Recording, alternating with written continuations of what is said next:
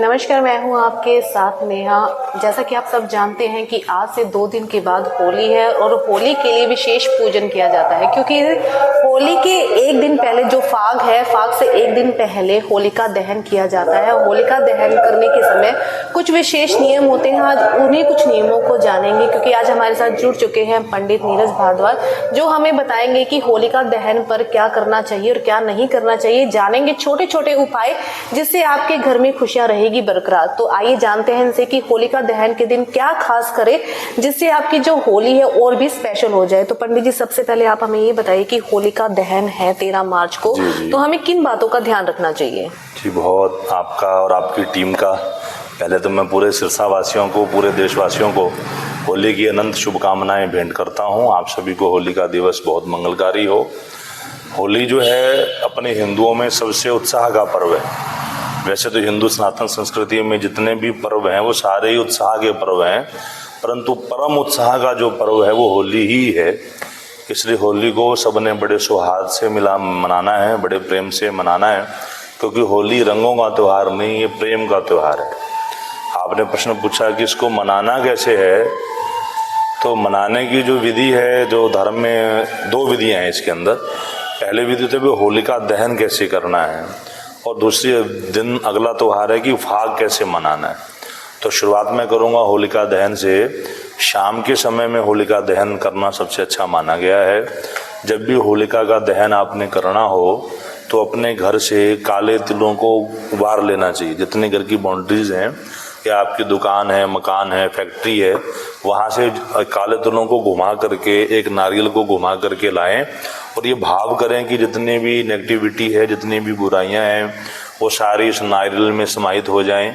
उनको ला करके जहाँ भी होली दहन का पर्व मनाया गया हो, जहाँ पर होलिका दहन की व्यवस्था करी हो, वहाँ पर ला करके उसको भेंट करना चाहिए। और प्रयास ये करना चाहिए कि गाय का ही गोबर लिया जाए। आज गाय की दुर्दशा है। ये जो त्योहार हैं, अगर इनको हम सही तरीके से मनाएं तो गाय को बड़ी शक्ति मिल सकती है। इसमें जो बड़गुल्ले लगते हैं वो गाय के गोबर के ही अच्छे माने गए हैं। कई माताएं भैंस के गोबर के भी डाल देती हैं, उससे पाप होता है। अगर आप गाय के गोबर के डालेंगे तो देवता मजबूत होते हैं, देवता प्रसन्न होते हैं, और अगर आप भैंस के गोबर का डालेंगे तो असुर प्रसन्न होते हैं।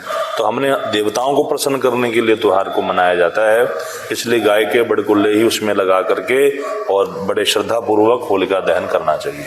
अब फाग कैसे मनाएं? अगले दिन फाग होता है होली का। फाग का जो समय है, देखिए आज सब लोगों को पता है कि मिलावट का बड़ा जमाना है। जो हमारे भाई रंग बेच रहे हैं उसमें मिलावट बहुत ज़्यादा है।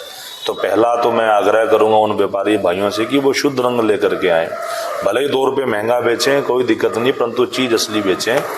और रंगों का प्रयोग हमने सूखे रंगों का ही प्रयोग ज़्यादा करना है, और प्रेम से एक दूसरे को रंग लगा करके इस फाग के परमोत्सव को मनाना है। सुबह से लेकर के दोपहर तक, मध्याह्न तक फाग का दिन रहता है। उसके उपरांत किसी भी देव तीर्थ पे जा करके हम लोगों को स्नान करना चाहिए।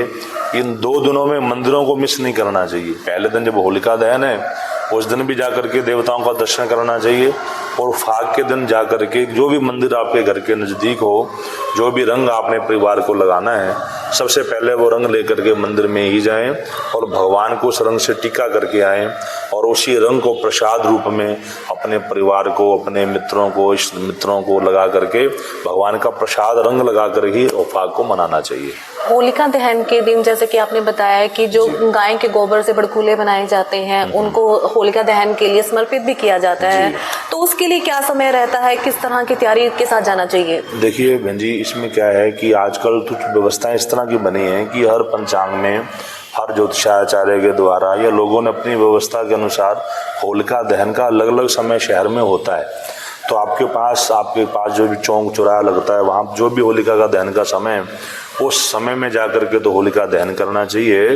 बड़गुल्लों की एक माला पिरो लेनी चाहिए, उसमें कम से कम 7 बड़गुल्ले या थेपड़ी पिरो लेनी चाहिए, और उसके साथ मेवा, नारियल, श्रृंगार का सामान, मीठा पान या कुछ भी मीठा जो घर में आप बना सकते हैं, हलवा बना लें, कोई दही भल्ला बना लें, जो भी बना सकते हैं वो ला करके उस होलिका दहन में भेंट करना चाहिए।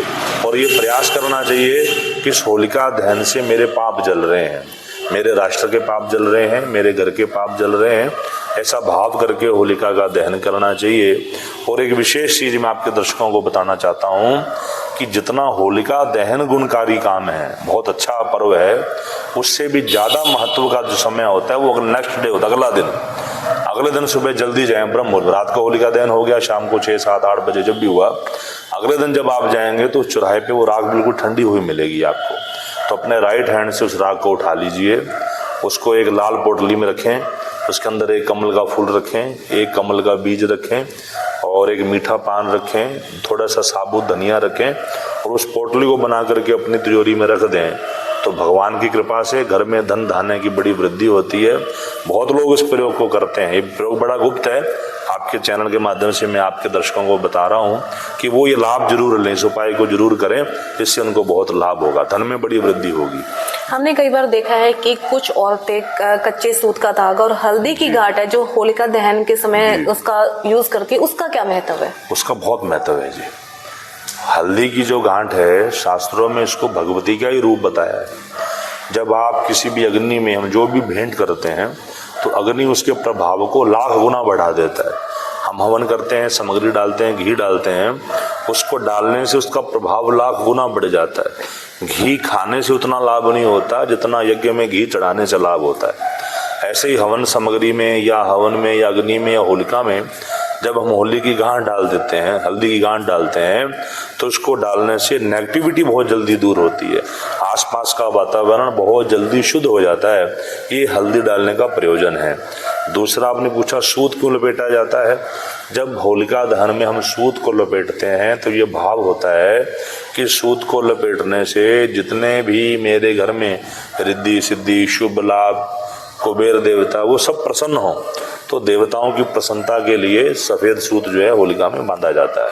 कई बार हमने देखा है कि कुछ लोग हरे छोले के साथ कनक का जो सिट्टा होता है उसे भी अग्नि के अंदर सेक कर लाते हैं होलिका दहन के समय, उसका क्या महत्व रहता है? उसका बहुत महत्व है। अब पर्व आ रहा है, अभी कुछ दिन बाद बैसाखी का पर्व आएगा, हमारे जितने भी किसान भाई हैं वो अपना फसल की कटाई शुरू करेंगे, तो जो गेहूं की बाली है, अभी बिल्कुल नरम बाली जो है उसकी तैयार हो रही है, तो बिल्कुल अंकुरित गेहूं को ला करके जब उसमें जलाते हैं तो इससे धन की वर्षा होती है, बरसात अपने सही समय पे होती है, जो फसलों में अकाल रोग पैदा होते हैं वो नहीं होते, ओलावृष्टि में रोकथाम होती है। अगर श्रद्धा पूर्वक अपनी फसल को ला करके होली में भेंट कर दिया जाए तो भगवान की कृपा से धन धान्य की खेतों में बड़ी भरपूर जो हम कह सकते हैं फसल हो सकती है।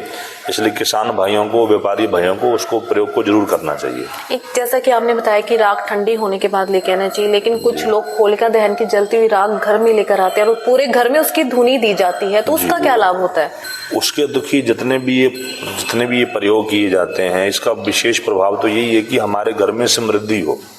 अगर होलिका के जलते अंगारों को घर में ला करके हम घुमाते हैं तो केवल घुमाने मात्र से काम नहीं होता है, उसको घुमाते समय उसमें 3 चीज डालनी जरूरी है।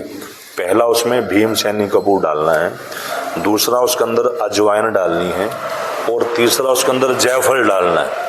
इन 3 चीज़ों को डाल करके जब अपने घर में हम घुमाएंगे तो घर में जितने भी तंत्र बाधाएं हैं, करे कराए की बाधाएं हैं, कोई टोना किसी ने कर दिया या कुछ भी ऐसा प्रभाव जो नेगेटिविटी से जुड़ा है, उसको घर में घुमाने मात्र से सारी नेगेटिविटी दूर हो जाती है।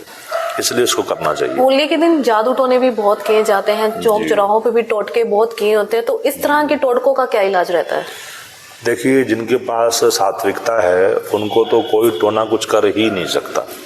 अगर कोई समय पर स्नान करता है, अपने आप को पवित्र रखता है, शुद्ध रखता है, उसको सारे काम का पता है कि शरीर की स्वच्छता किसमें है, तो उनको तो टोने का प्रभाव कुछ ही नहीं कहता। अगर हम नहाएंगे नहीं, स्नान नहीं करेंगे, जूठे मुंह बाहर घूम रहे हैं, मैले कपड़ों में घूम रहे हैं या शराब मदिरा पी करके घूम रहे हैं, तो नेगेटिविटी को ही नेगेटिविटी पकड़ती है। इसलिए जो लोग नेगेटिव कर्म करते हैं उनको उस दिन शुद्ध रहना चाहिए, इन चीज़ों से बचना चाहिए, तो उनको टोने टोटके का प्रभाव हो ही नहीं पाएगा। एक छोटा सा उपाय जिससे कि होली का जो त्योहार है सब दर्शकों के लिए काफी अच्छा रहे, समृद्ध रहे। जी देखिए, इसके लिए आप क्या करें, भी एक कमल गट्टे की माला ले लें। होली के दिन, जैसे परसों होली है, जब भी होली का दिन आएगा तो सुबह जल्दी उठ करके कमल के गट्टे की माला के ऊपर भगवान लक्ष्मी नारायण का हमने जप करना है।